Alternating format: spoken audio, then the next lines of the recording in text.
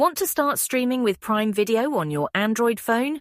I'll walk you through how to download the app in just a few simple steps.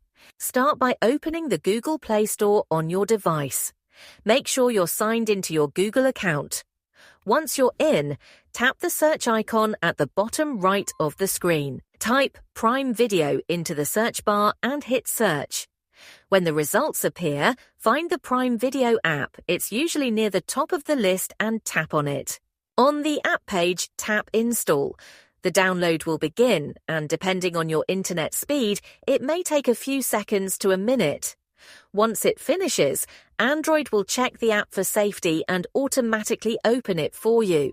And that's it, you've successfully installed Prime Video on your Android device.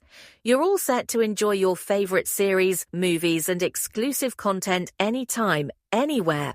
If this helped you out, give us a like and follow for more helpful tech tips.